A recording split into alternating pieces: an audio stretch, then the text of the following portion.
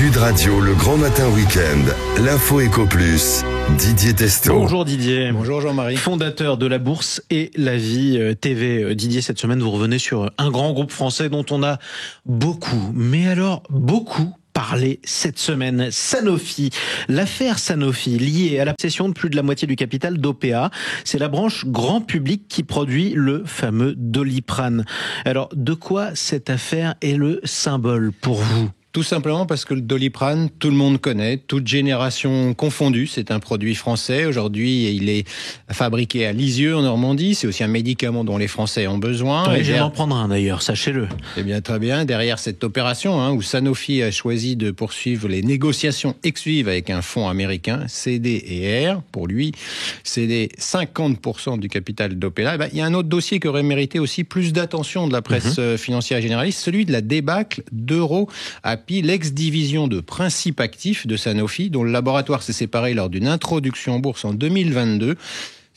Sanofi est encore actionnaire à 30%, mais ça a été une vraie débâcle en bourse qui a été passée sous silence. Nombreux sujets de management qui ont laissé des traces, comme l'externalisation d'ailleurs dans l'indifférence générale des sites de distribution du groupe au transporteur américain DHL, c'était au printemps. Alors EuroAPI devait être le futur leader européen des principes actifs pharmaceutiques dont on a tant besoin, avec 3400 salariés et 6 sites européens. 2 ans après la sortie de Sanofi, les déboires se sont accumulés. Depuis cette opération, moins 76% en bourse, une vraie catastrophe. Ah oui. Alors, ce qui se passe en ce moment avec Opella, et donc pour le Doliprane, me fait penser aussi à l'histoire de Pernod Ricard avec le pastis, sauf que ce Doliprane n'est pas à Marseille, il nous appartient, il appartient un peu à la France. Bon, alors en quoi la cession d'Opella qui produit le Doliprane, c'est un problème, Didier ? Alors, tout simplement parce qu'il ne s'agit pas de n'importe quel groupe. Sanofi, c'est un groupe pharmaceutique dont l'histoire est liée à la France, comme Alstom, Alcatel, Lafarge, pour ne citer que ces fleurons abandonnés par les élites de ce pays. Sanofi a été créé en 1973. À l'origine, c'est une filiale d'Elf Aquitaine,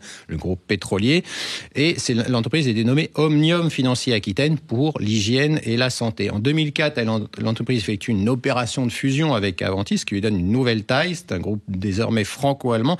Prend le nom de Sanofi Aventis. Sanofi, c'est donc un groupe français devenu un géant de la pharmacie internationale. Et quand on parle de ce dossier, un banquier spécialisé, eh bien, pour cette offre plutôt favorable aux intérêts américains, sa réponse est nette. Il s'agit de faire plaisir aux actionnaires américains de Sanofi. J'ai eu l'occasion de le dire ici.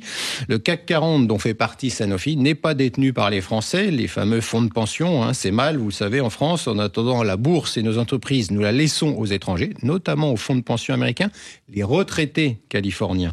Quand je dis cela, c'est ce que font nos élites de droite et de gauche depuis 40 ans.